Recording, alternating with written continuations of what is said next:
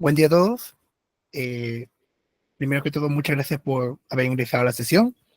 Estamos muy felices y cordialmente agradecidos, ya que estamos aquí nuevamente con una nueva ponencia en colaboración con el Comité Permanente Académico de la Sociedad UPC.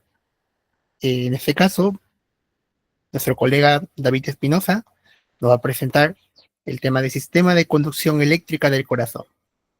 Muchas gracias, David, por nuevamente estar aquí con nosotros.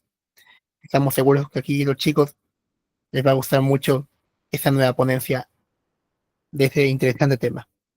Te damos el pase. Buen día. Buenos días, ¿qué tal? Bueno, como me presentaron, mi nombre es David Espinosa, soy encargado de coordinador de videos académicos en el Comité Permanente Académico de SOCIEM UPC. Como les comentó, hoy día vamos a tratar el tema de sistema de conducción eléctrica del corazón. Estos son un poco los temas que vamos a tratar. Va a ser un poco general algunos puntos, ya que, por ejemplo, potencial de acción es algo que ya hemos repasado anteriormente o ya deberíamos conocer, pero igual vamos a darle un pequeño repaso para asegurarnos que esté todo bien, ¿no? Si en algún momento sienten cualquier duda, si es que sienten que estoy explicando algo muy rápido o lo que sea, simplemente me comentan y podemos repasar algún punto, no hay ningún problema. Ya, a ver.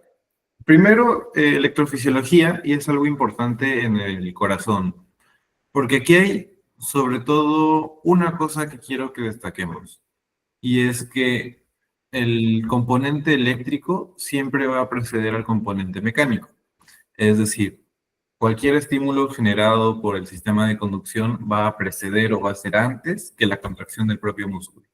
Es decir, digamos que nosotros empezamos nuestro potencial acá. Empezamos a emitir un potencial de acción acá.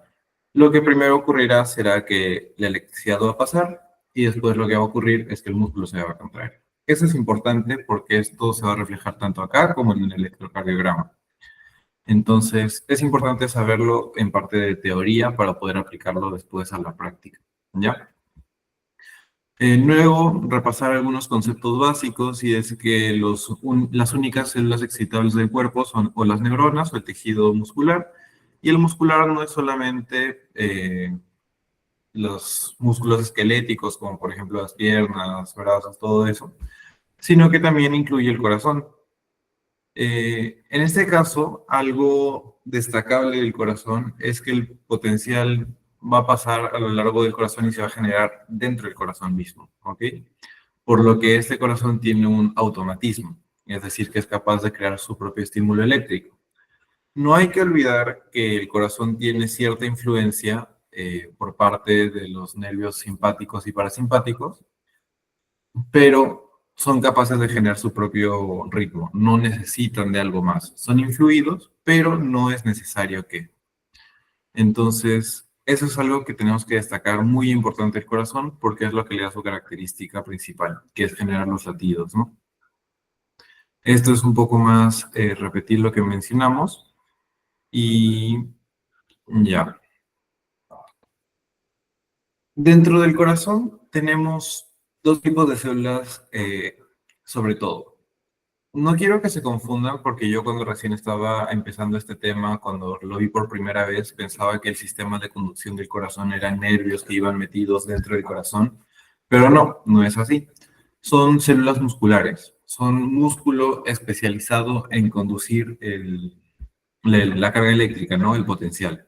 Entonces, no es que hayan nervios metidos ahí, que sean un nervio específico, que sea importante o algo así, sino que son células musculares que van a conducir este potencial eléctrico, ¿ok? Entonces, estas células musculares son de distintos tipos. Comenzamos con las células que se encuentran en el nodo sinusal, luego los fascículos internodales hasta el nodo atrioventricular, el haz de His y el sistema de las fibras de Purkinje. Como mencioné, son especializadas y cada célula especializada, sea cual sea la parte del cuerpo, tiene un propósito específico, por algo se especializan. Entonces aquí lo que tiene la intención de estas células es de generar el potencial para que se propague a lo largo del corazón. Y luego están las fibras contráctiles.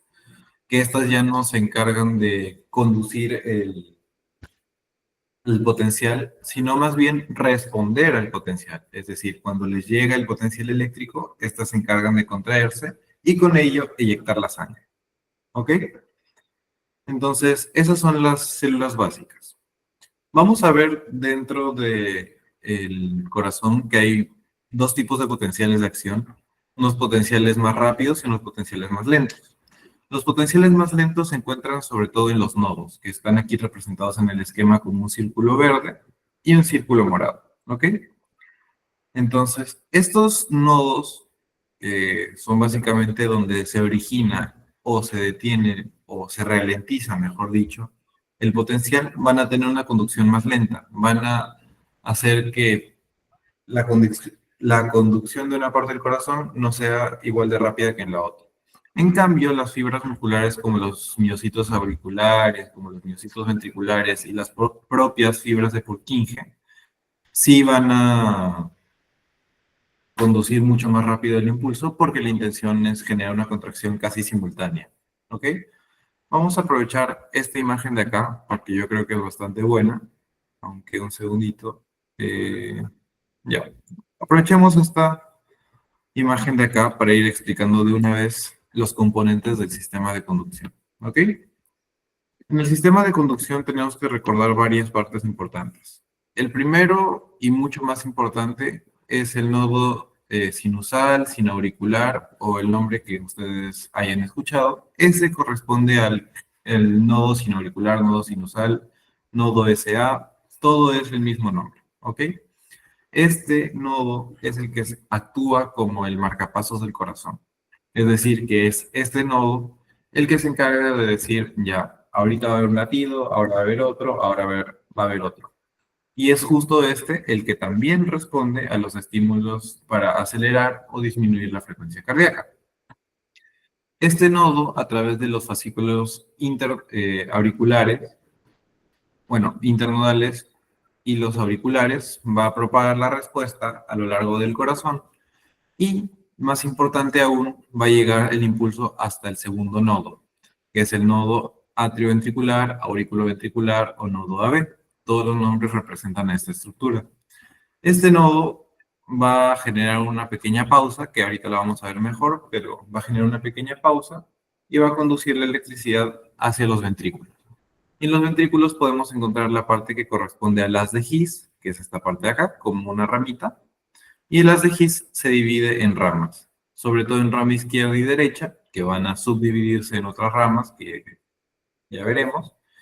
Y finalmente, en las paredes de los ventrículos, vamos a ver las fibras de Purkinje, que son fibras mucho más pequeñas, pero no por ello menos importantes, ya que son estas las que van a permitir la contracción del músculo del ventrículo, ¿no? Ya. Ahora, hablaremos un poco más del nodo sinusal. Como mencioné, actúa como marcapasos. Entonces, es este el que va a iniciar el potencial de acción. Como mencioné, es a partir de aquí que va a salir nuestro impulso para tanto las aurículas como para los ventrículos. Entonces, siempre va a ser acá donde empiece, siempre y cuando sea un corazón sano y sea un ritmo sinusal.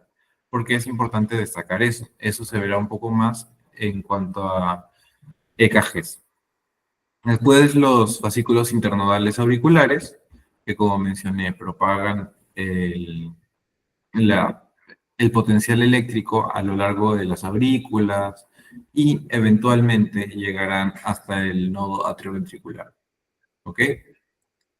Después el nodo atrioventricular, que como les mencioné, disminuye la conducción, es decir, inicialmente la contracción en las aurículas, bueno, mejor dicho, el potencial en las aurículas es veloz. O sea, pasa desde el nodo sinusal hasta las aurículas al toque. No se tarda nada. Ahora, cuando llega el nodo atrioventricular, se toma una pequeña pausa. Y como en cualquier tema de fisiología, ustedes no deben quedarse solo con la idea de que ocurre. Tienen que entender el por qué ocurre, por qué necesitamos que tenga una pausa. Y el principal motivo para que el nodo atrioventricular tenga una pausa es porque todavía no queremos que se contraigan los ventrículos. Lo que queremos ahora es que la sangre pase desde las aurículas hasta los ventrículos. Entonces, es por ello que hay una pausa en el nodo atrioventricular. Entonces, es eso lo que tienen que recordar. No tienen que aprenderse las cosas solo porque sí, sino tienen que entender el porqué. El nodo atrioventricular hace una pausa para que los ventrículos se puedan llenar. Ya. Después, como les mencioné, está el haz de His, que es esta parte, que tiene eventualmente sus ramas. Tiene su rama derecha, su rama izquierda, y a partir de acá el potencial va a ser mucho más rápido. Como les mencioné, en el nodo atrioventricular va a haber una pequeña pausa, y a partir de aquí ya va a ser rápido. Como les dije, lo que necesitamos acá es que sea una contracción casi simultánea. Es decir, que todas las paredes del ventrículo, tanto el ápex como las paredes en sí, se contraigan casi al mismo tiempo. Y esa es nuestra intención para que la sangre se inyecte de manera correcta. Y aquí es donde se convierten en fibras de Purkinje. No hay que olvidar que realmente esto ya es un tema un poco más de anatomía, no tanto de fisiología, pero que realmente esta rama no está tal cual dentro de la pared, sino que hay un fascículo por acá, que es la trabécula septomarginal, por donde pasa la rama de las de His. Ya. Como ya les mencioné, hay varias partes en el sistema de conducción, ¿no? Desde el nodo hasta las fibras de Purkinje. Pero hay que preguntarnos qué pasa si alguno se daña, qué pasa si alguno no funciona o por alguna razón no está generando la carga que debería. Entonces, cada una de estas partes que yo les mencioné tiene una capacidad de automatismo. No es solamente el nodo sinusal, a pesar de que este es el principal, sino que cada una tiene cierto automatismo. Entonces, si es que, digamos, se daña el nodo sinoauricular y no puede generar ningún potencial, entonces el que va a empezar a tomar cargo va a ser el nodo atrioventricular. Si es que este se daña, va a pasar a las de His, y si es que este se daña, va a pasar a las fibras de Purkinje. ¿Y cómo nos vamos a dar cuenta de esto? Porque ya sabemos por frecuencias vitales normales que el nodo sinusal tiene una frecuencia normal. Aquí en la fisiología se menciona que el nodo sinoauricular tiene una frecuencia de 70 a 80 latidos por minuto, o como se refleja en esta tabla, impulsos por minuto. Pero, bueno, nosotros lo vemos como de 70 a 100, dependiendo de dónde vean la frecuencia cardíaca, ¿no? Los valores normales. Pero por el tema de fisiología, el nodo sinusal es capaz de generar de 70 a 80 descargas por minuto o de 70 a 80 contracciones por minuto. Si es que este se daña, la frecuencia cardíaca va a ser menor. Es decir, el nodo atrioventricular sí tiene la capacidad de generar potenciales de acción, pero los genera mucho más lento. Es decir, este toma un rango desde 40 a 60 impulsos por minuto. El hecho de que sea una frecuencia cardíaca menor o una menor cantidad de impulsos por minuto no quiere decir que todas las personas que tienen una frecuencia entre 40 y 60 no les funcione el nodo sinusal. Eso no es lo que quiere decir. Porque eso ya es variantes de cada uno, son adaptaciones individuales que no van a aplicar a toda la población, ¿no? Entonces, lo que quiero que se queden de esta parte es que conforme va avanzando en las partes de la vía de conducción, la capacidad de cada una de estas partes es mucho más lenta, porque el nodo ventricular es de 40 a 60, el haz de His 40, y las fibras de Purkinje, si son las únicas que están generando potenciales, solo pueden generar potenciales de 15 a 20 veces por minuto. Y eso ya no es muy compatible con la vida que digamos. Es decir, las personas ya no van a perfundir bien sus órganos, va a haber un problema y va a poder llegar a isquemia probablemente, ¿no? Y es justamente eso lo que se refleja acá también. El nodo sinusal de 60 a 100, si es que lo maneja el nodo atrioventricular de 40 a 60, el haz de His a 40 y las fibras de Purkinje 15 a 20 latidos por minuto. Entonces, aquí voy a destacar lo que les mencioné antes. Esto de que el nodo sinusal genere un potencial es en una persona normal, en una persona que tiene un ritmo sinusal. Es lo que cualquier persona debería tener. Pero hay que tener en cuenta que hay situaciones en las que las personas no tienen un ritmo sinusal, tienen un ritmo no sinusal. Es decir, que hay algo más que está generando su potencial de acción.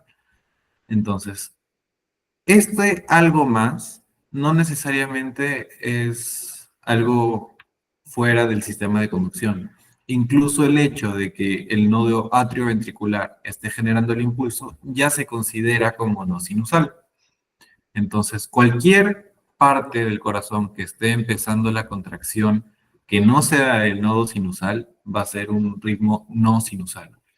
Como les mencioné, puede ser absolutamente cualquiera de estas partes o incluso un foco anómalo en las aurículas, en los ventrículos, que esté generando una arritmia. Lo cual no es el tema de esta clase, pero solo es importante para que lo sepan al menos por el momento. ¿Ok? Vamos a hablar un poco acerca de la electrofisiología, que es, como ya les mencioné al inicio, probablemente un poco de repetición de lo que hemos visto anteriormente de potenciales de acción. Pero, como siempre, hay que tener en cuenta que siempre que haya una despolarización, siempre que hablemos de cargas, de potenciales eléctricos, de potenciales de acción, todo esto está mediado por iones. Los iones que toman sobre todo importancia en el corazón van a ser el sodio, el potasio y el calcio. Ya lo veremos un poco más adelante en la parte por parte de cada una de estas contracciones, ¿no? Hay que saber que hay canales que son voltaje dependientes, es decir, que ni bien llega el impulso eléctrico se van a abrir, y hay unos que son voltaje independientes, es decir, van a estar mediados por algo más, por un estímulo mecánico, o simplemente no requieren del voltaje para abrirse, o pueden estar siempre abiertos. Son diferentes tipos de canales que existen, y esto se va a reflejar más adelante, como les mencioné, en los potenciales de acción. ¿Ok? Ya. Vamos a hablar ahora un poco de la conductancia. Esto es más que nada qué factores van a determinar la permeabilidad, el paso de iones de intracelular a extracelular o de extracelular a intracelular. ¿Ok? Hay que mencionar acá algo sobre todo, que mencionaré después nuevamente, que es que esta bomba, la sodio-potasio ATPasa, es una bomba fundamental en cualquier potencial de acción y también lo es aquí en el corazón, porque va a permitir que tengamos unos gradientes estables y que, por ejemplo, no llegue a normalizarse la carga en ambos lados de tal manera que no haya un potencial de acción que no se pueda generar. Entonces, es esto lo que tiene como objetivo la bomba sodio-potasio ATPasa. ¿Ok? Ese es lo primordial que tiene que estar en nuestra mente, que el propósito de la bomba sodio-potasio ATPasa es mantener las cargas en un rango que sean viables para generar un potencial o para cumplir con las funciones deseadas. ¿Ok? Y ahora vamos a entrar a la parte donde quiero avanzar un poco rápido el resto porque quiero avanzar esto con un poco más de detalle y esos son los potenciales de acción. ¿Ok? Los potenciales de acción ya los conocemos en la neurona, ¿no? O sea, toman esta forma de subir, bajar y regresar a su carga normal. Y si bien esa tiene su propia fisiología de cuando se abren los canales de sodio, cuando se abren los de potasio, la bomba sodio-potasio, no es tal cual lo que ocurre en el músculo cardíaco, ¿ok? En el músculo cardíaco también hay una fase de despolarización, hiperpolarización y todo eso, pero no es igual. Aquí tienen más o menos cómo es que ocurre en el corazón. Si se dan cuenta, no se parece. O sea, tiene cierta similitud, pero no es lo mismo. Aquí ven cómo es el potencial de acción en la neurona y aquí ven cómo es en el corazón. Normalmente, cuando se explican estos temas, se agrupa el ventrículo y la aurícula como un solo grupo de despolarización. Es cierto que si ven acá es diferente en esta etapa 2, que ahorita les explico qué es la etapa 2, pero toma una morfología muy similar, ¿no? Entonces, siempre se agrupan estas dos para explicar cómo es la contracción de los miocitos, es decir, de los músculos cardíacos. Y por otro lado tenemos el nodo sinusal o sinoauricular, que ese sí es bastante diferente, porque así a simple vista, la forma es diferente. También si nos ponemos a fijarnos en detalles, vemos que aquí no hay un uno, un 2. O sea, hay partes que le faltan a ese potencial para que se parezca a los de los miocitos, ¿no? Entonces, expliquemos uno por uno. Comencemos por el nodo, bueno, yo creo que comencemos por los miocitos, que en mi opinión es mucho más sencillo, ¿ya? Empezaremos con los miocitos. Y aquí quiero que reconozcamos las cuatro fases, ¿ok? La fase cero, que es la de acá, o fase ascendente, o básicamente como lo conocíamos antes, la despolarización rápida. Luego una fase uno, que es una repolarización inicial, temprana, o el nombre que ustedes encuentren en el libro que estén leyendo, que si se dan cuenta baja un poquito, ¿no? Y luego tenemos una fase 2 que es más plana, es como una meseta. Y justamente por eso la fase 2 se llama meseta. Después tenemos una fase 3 que si nos ponemos a pensar es como si el potencial de acción regresara a la normalidad, a donde estaba inicialmente. Que si nos ponemos a recordar los potenciales de acción que ocurren en las neuronas, esto sería la repolarización. Y finalmente tenemos una etapa 4 que ya es cuando está el potencial en reposo o cuando regrese la normalidad, ¿ya? Entonces, esas son las cuatro, bueno, cinco, mejor dicho, etapas que tenemos que destacar. Ahora vamos a explicar una por una. En la despolarización rápida, antes teníamos en cuenta, sobre todo en corazón, que era el sodio el que entraba a la célula. Y aquí no va a ser diferente. Lo que tenemos que tener en cuenta acá es que es una entrada muy rápida, es muy veloz. Entonces, esa es la fase cero, es lo que tenemos que quedarnos claro. Fase cero es la entrada de sodio dentro de la célula. Y aquí en el esquema quiero que vean algo.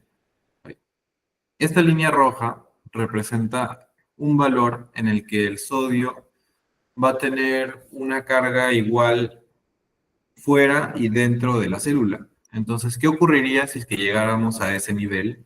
Lo que ocurriría es básicamente que no habría una capacidad real de nuestra célula de generar un potencial de acción para entrar ni para salir. O sea, ya no tendrían a dónde moverse los iones de sodio porque ya no hay ningún tipo de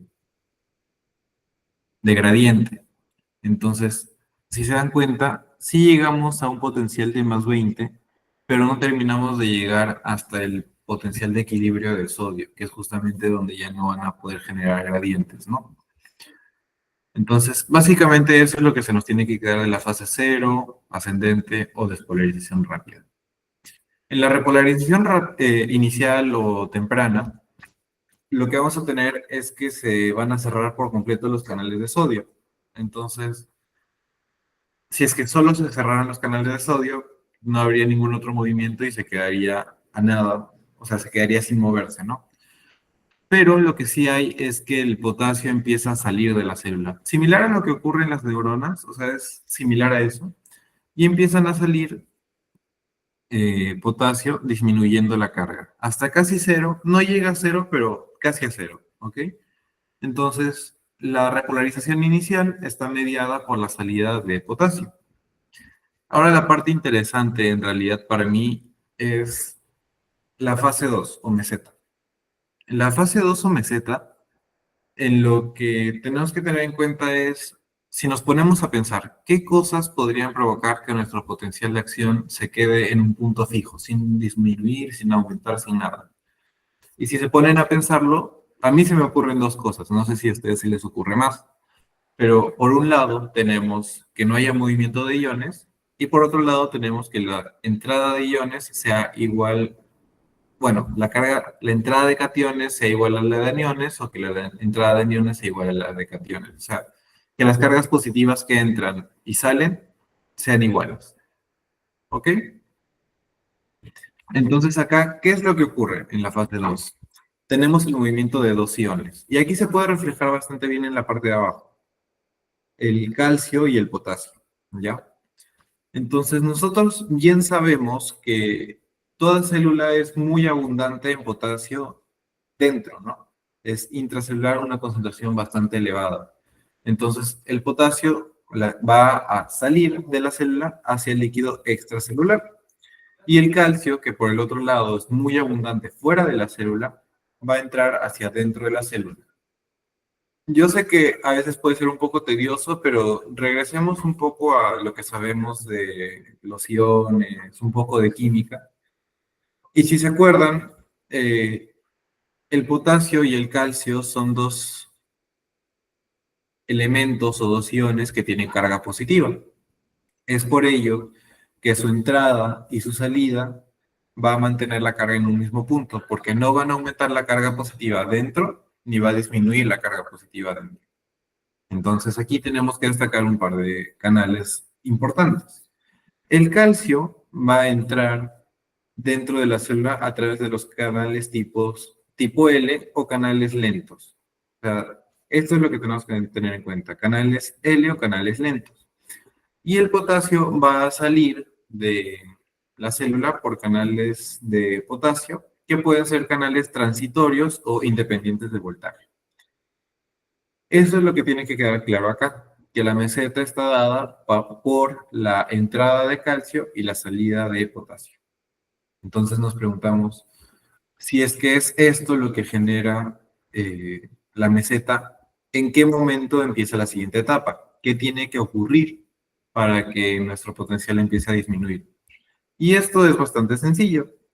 Si es que metiendo calcio a la célula seguimos aumentando la carga positiva dentro de la célula, no es lo que queremos, sino queremos todo lo opuesto.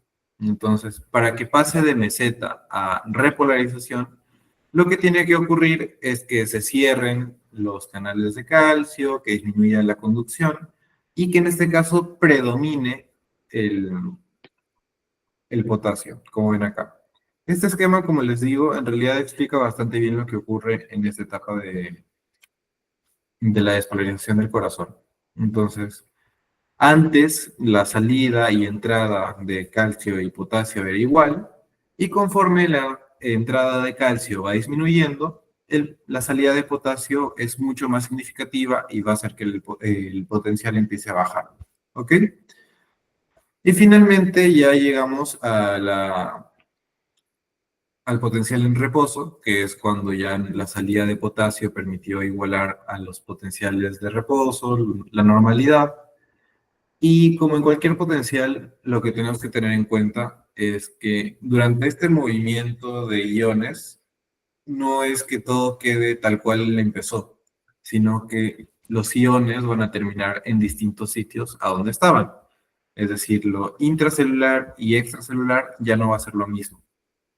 Entonces, ¿qué es lo que tiene que suceder en esta etapa? Lo que tiene que suceder en esta etapa es que nosotros regresemos a los valores normales de iones intra y extracelulares.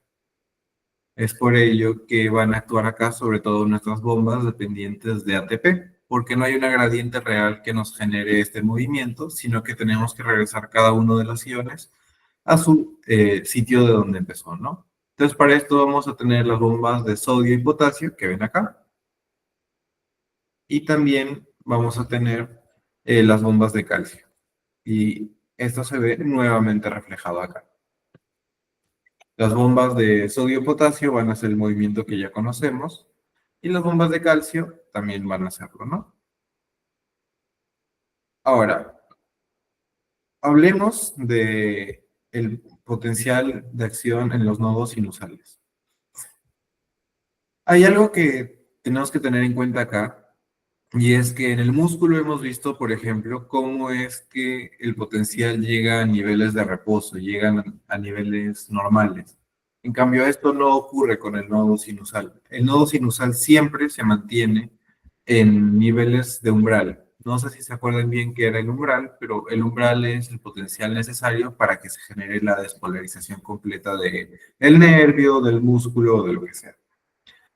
Entonces, este nodo nunca va a llegar a un reposo per se, sino que va a estar siempre en un nivel en el que puede generar potenciales. Y es justamente esto lo que le da este automatismo característico.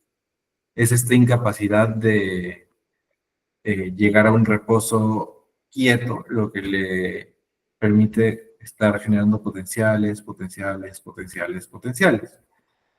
Y aquí vamos a ver que, como les mencioné al inicio, no tenemos ni una fase 1 ni una fase 2. Si recordamos, nuestra fase 1 era una repolarización temprana o inicial y nuestra fase 2 era una meseta. Entonces, ¿qué nos quiere decir esto? Que el nodo sinoauricular no tiene una meseta y no tiene una repolarización temprana, sino que va a pasar de frente desde la despolarización o fase ascendente hasta una repolarización rápida.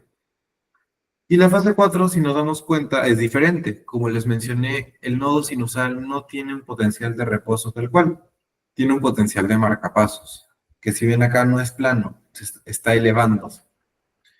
Entonces, hay que destacar un poco qué es lo que ocurre acá. Acá van a cambiar un poco las cosas de lo que nosotros ya teníamos en mente. Nosotros, como les mencioné en los miocitos, en los músculos ventriculares y auriculares, nuestra despolarización está mediada, igual que en los nervios, por sodio. Pero no. En el nodo sinusal, esta despolarización está mediada por calcio. ¿Ok? El calcio es el ion que va a entrar a la célula y va a permitir que nosotros tengamos esta despolarización. Y quiero que esto se les grabe porque es importante, sobre todo para cuando empiecen a haber patologías o lo empiecen a aplicar en estos casos. Porque cuando hay excesos o disminuciones en la concentración de calcio en sangre, es esta una de las principales partes que se van a ver afectadas, justamente porque es sumamente dependiente de calcio y es esto lo que te puede generar arritmias, incluso mortales. Entonces, hay que tener bastante en cuenta esto. Hay dos tipos de canales que nos importan acá, los canales tipo L y tipo T, o lentos y transitorios. ¿Ok? Ambos de estos canales van a permitir la entrada de calcio hacia dentro de la célula y va a permitir que el potencial se eleve. Como mencioné, aquí no hay ni una etapa de repolarización inicial o temprana, ni tenemos una etapa de meseta, sino que cuando ya alcance su potencial máximo, va a regresar a repolarizarse. Es una repolarización rápida, que aquí no hay mucho que decir. Esto sí va a ser lo mismo. Está mediada por potasio, pero lo más interesante en el nodo sinusal, además del calcio en la despolarización, es su parte de potencial de marcapasos. Van a ver, como les mencioné, que aquí el potencial no está quieto, está como subiendo. Y todos sabemos que esto tiene que ser por algo. Esta parte está mediada por tres canales principalmente. Primero, los canales de sodio que ven acá, que son los canales de sodio tipo Fanny. Estos van a empezar a meter sodio dentro de la célula poco a poco, hasta llegar a un umbral, que no es el umbral del potencial, en donde van a empezar a activar los canales de calcio. Primero empezaría el canal de calcio tipo T o transitorio y luego el tipo L. Aquí quiero destacar algo. También les mencioné que estos dos canales son importantes en la despolarización. Pero si es que quieren saber cuál es más importante en cada una de las fases, en la despolarización rápida es el canal de calcio tipo L y en el potencial de marcapasos o en la fase 4 del nodo sinusal son los canales de sodio tipo T. Entonces, eso es algo que destacar. No quiere decir que no sean importantes uno o el otro, pero en los canales de calcio tipo T o transitorios son mucho más eficientes, son mucho más importantes en el potencial de marcapasos, mientras que el canal de calcio tipo L es mucho más importante en la despolarización rápida. ¿Ok? Entonces, es esto lo que ocurre en el nodo sinusal. Y hay algo que también quiero acotar acá, y es que cuando nosotros aceleramos o disminuimos nuestra frecuencia cardíaca, tenemos que entender que hay alguna parte de este potencial que se va a sacrificar para hacerse más largo o más corto. Entonces, la pregunta es, ¿cuál de estas partes es la que sería más corta o sería más larga para aumentar o disminuir la frecuencia cardíaca? Y la respuesta a ello es sencilla, y es la fase más larga, que es justamente esta fase 4. Esta fase 4 es la que se encarga de acortarse o alargarse cuando la frecuencia cardíaca aumenta o disminuye. Y esto, lógicamente, ya es por una acción exógena, ¿no? O, mejor dicho, externa, extrínseca. Por ejemplo, el sistema nervioso simpático, parasimpático o algún fármaco como un simpático mimético o simpático lítico, ¿no? Entonces, solo para hacer un breve repaso de cada una de estas partes, vamos a conglomerar toda la información en palabras clave. Despolarización rápida en los músculos, en miocitos, de las aurículas, los ventrículos, es mediado por canales de sodio. La repolarización temprana o inicial está mediado por canales de potasio. La meseta está mediada por canales de potasio y por canales de calcio. La repolarización está mediada por el potasio principalmente. Y para ello, los canales de calcio tienen que conducir menos o dejar de conducir en absoluto. Y finalmente, en la etapa 4, en la fase 4, en el potencial de membrana, lo que queremos lograr es, ya conseguimos un potencial normal, ahora lo que queremos es restablecer las cargas de los iones. Ahora, en el nodo sinusal queremos destacar otra cosa. No tenemos ni meseta, ni tenemos repolarización temprana. Nuestra despolarización, voy a cambiar de color para dejarlo un poco más claro. Ya. Nuestra despolarización no está mediada por sodio, está mediada por calcio. ¿Por qué canal principalmente? El de calcio tipo L, o calcio tipo lentos, o como lo encuentren. Después de la despolarización va a seguir la repolarización, que aquí, como dije, no hay mucho más que decir, es mediada por potasio. Y después empezamos una fase característica del nodo sinusal, que es el potencial de marcapasos. Este está mediado inicialmente por sodio a través de los canales de sodio tipo Fanny. Después va a actuar el canal de calcio transitorio o tipo T. Y finalmente el canal de calcio tipo L ya para generar nuevamente el nuevo potencial. Y nuevamente, aquí la parte que se compromete durante un aumento o disminución de frecuencia cardíaca es la fase 4 o de potencial de marcapasos. ¿Ok? Ese es un resumen de toda esta parte. Finalmente ya vamos a ver dos últimas cosas que son, primero, la influencia del sistema nervioso autónomo y después un poco los periodos refractarios. En el sistema nervioso autónomo tenemos que destacar nuestras dos fases. Tenemos la fase, bueno, nuestras dos partes, el sistema nervioso simpático y el parasimpático. Ya sabemos que el simpático es el de lucha y huida. Entonces, ¿qué es lo que hace el sistema nervioso simpático? Aumenta nuestra frecuencia cardíaca. Pero hay que recordar nuevamente que el sistema nervioso simpático lo que hace es aumentar nuestros tropismos del corazón. Y solo para recordar lo que son los tropismos, tenemos 5 tropismos en el corazón. El cronotropismo, que hace referencia a la frecuencia cardíaca, el inotropismo, que es la contractibilidad del corazón, no confundirla con ionotropismo, que es otra cosa diferente, es inotropismo, el vasmotropismo, que es la excitabilidad del corazón, el lusotropismo, que es la capacidad de relajarse, y el me falta un segundito. El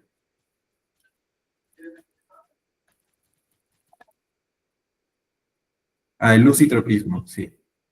No. El dromo, ya.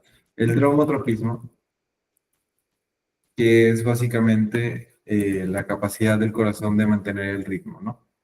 Entonces, estos 5 tropismos son los que se ven afectados por el sistema nervioso autónomo, tanto por el sistema nervioso simpático y el parasimpático. El simpático lo que va a hacer es generar crono, ino, vadmo, luz y dromotropismo, todos positivos. Y el parasimpático lo que va a hacer es generarlos todos negativos. ¿Qué quiere decir? Cuando digo positivo, digamos, como ejemplo, es cronotropismo positivo, aumentar la frecuencia cardíaca. Inotropismo positivo, aumentar la fuerza de contractibilidad. Barotropismo, aumentar la excitabilidad de la célula. Y así. Entonces, sistema nervioso simpático va a ser van a provocar los tropismos positivos y el parasimpático los tropismos negativos. Aquí si ven en el texto van a ver que se destaca lo que les mencioné. Actúan sobre los canales tipo Fanny para medir la frecuencia cardíaca. Y si recordamos, los canales tipo Fanny se encuentran lógicamente en la parte de los potenciales, en la parte del marcapasos, ¿no? Entonces, es lo que se media, si es que se hace más corto o si se hace más largo. Y esto no solo se los digo, sino que se refleja en los esquemas. Cuando ven acá, la imagen de arriba es la frecuencia normal. Si se fijan, acá la fase de marcapasos es más larga que acá, esta es más corta. Y es lo único que se sacrifica, la despolarización y la repolarización, exactamente iguales, la misma forma. Solamente se afecta la fase 4, la parte de marcapasos, ¿no? Aquí vamos a ver un poco más acerca de lo que les mencioné. Frecuencia cardíaca, que es lo de cronotropismo, velocidad de conducción, contractibilidad. Es un poco lo que les mencioné. El simpático siempre va a aumentar las acciones del corazón y el parasimpático va a disminuir las acciones del corazón. El corazón, una forma de acordarse, es que tienen los receptores simpáticos tipo beta 1 y al menos la forma en la que yo lo he aprendido toda mi vida o como a mí me han enseñado, es que, por ejemplo, beta 1 porque tenemos un corazón y beta 2 porque tenemos dos pulmones. Esos son los dos más fáciles de recordar en mi opinión. Pero como les mencioné, para el propósito de esta charla, lo importante es recordar que beta 1 es para el corazón, en cuanto a simpático, y después para parasimpático, eh, ahí sí cambia un poquito, y es el receptor muscarínico tipo 2. Aquí hay que destacar algo, y es que el muscarínico tipo 2 es, si bien tiene diferentes lugares de acción, el más reconocido y más importante es el corazón. Entonces, si es que les hablan de un receptor muscarínico tipo 2, muy probablemente estén hablando de el corazón. ¿Ok? Ya. Y aquí hay otra parte muy importante, que son los periodos refractarios. Los periodos refractarios son muy importantes porque aquí radica muchas veces la generación de arritmias, ¿ya? ¿Qué es un periodo refractario?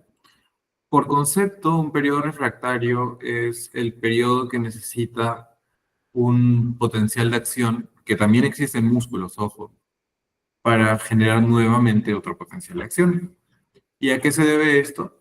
Se debe a lo que les he explicado, que muchas veces durante el potencial de acción lo que ocurre es que hay movimientos de iones y no están donde iniciaron y no están donde deberían estar, y por ello no se puede generar un nuevo potencial de acción.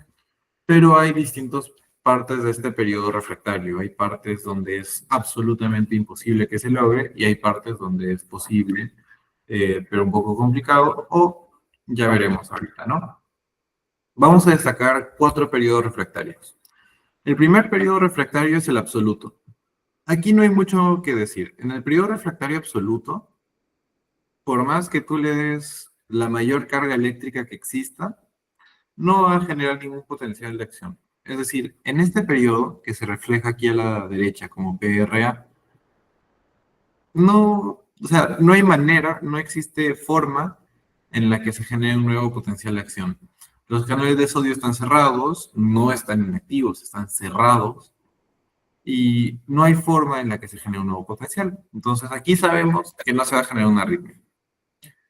En el periodo refractario efectivo es que, si bien es cierto, ya se pueden generar potenciales de acción, es improbable e inviable que se generen. Entonces, estos dos se han colocado en la misma diapositiva porque son muy similares. Es un poco más tardío, es un poco más...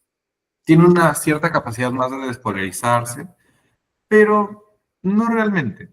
Y más que nada, si es que se llega a despolarizar, en este periodo de acá, que si se dan cuenta es este verdecito de acá, el periodo chiquito, en donde es solamente el efectivo, lo que va a hacer es generar un potencial y se detiene ahí mismo. O sea, nada más. No va a propagarse, no va a propagar un impulso, no va a generar una contracción, nada. O sea, se despolariza y ya. ¿Está bien? Pero ahora tenemos los dos importantes. Porque en este periodo refractario relativo y en este periodo supranormal es donde suelen ocurrir las arritmias. Es decir, si es que hay un impulso en alguna de estas dos fases, muy probablemente se genere una arritmia. ¿Ok? Ya. Entonces, el periodo refractario relativo es que, nuevamente, estamos hablando de periodos refractarios. Es difícil que se genere un potencial de acción, pero acá sí es posible generar un potencial que se propague, ¿ya? Es decir, acá sí puede ocurrir.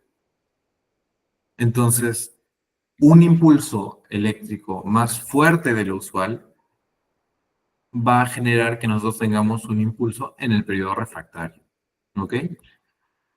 Y por otro lado tenemos el supranormal, que si se dan cuenta aquí ya no habla tal cual de un periodo refractario. Sí se incluye dentro de cuando hablamos de periodos refractarios, pero en el nombre de este periodo ya no está refractario. Y es porque es diferente a los otros. Aquí, contrario a lo que ocurría en el periodo refractario absoluto, efectivo, relativo, no es que tengas, no es que debas tener un impulso más eficiente o más fuerte o más intenso que el normal para que se genere el impulso, sino todo lo contrario. Aquí lo que se necesita es un potencial ligero, o sea, es una célula más excitable de lo normal.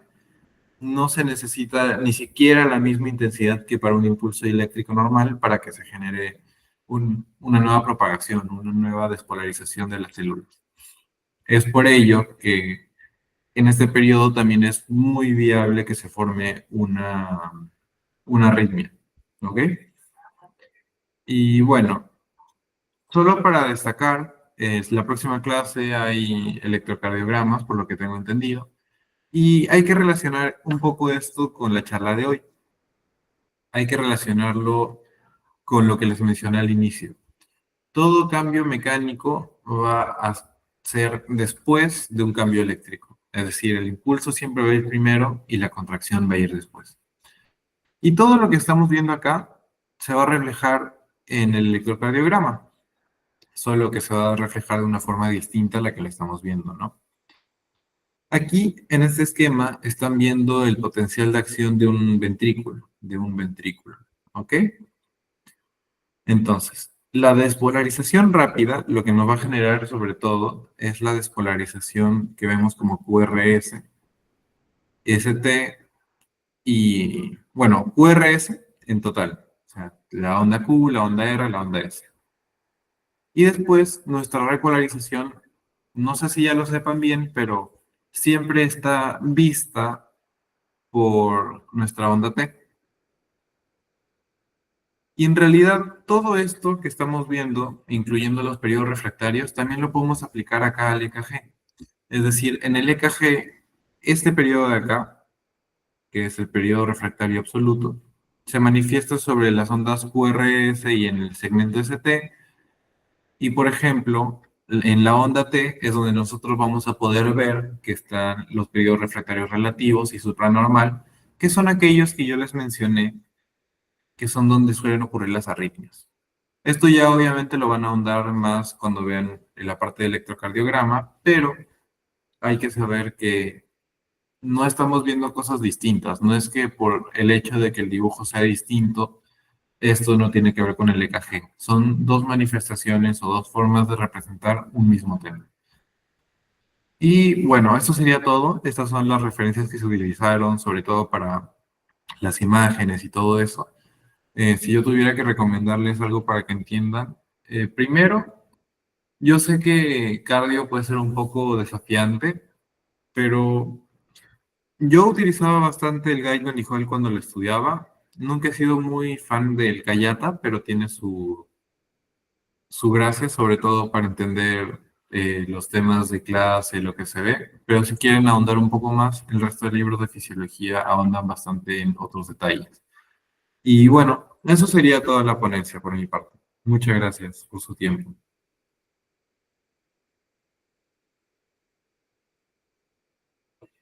Muchas gracias, David. Estamos seguros que aquí a los chicos les va a ser de mucha utilidad esa increíble ponencia.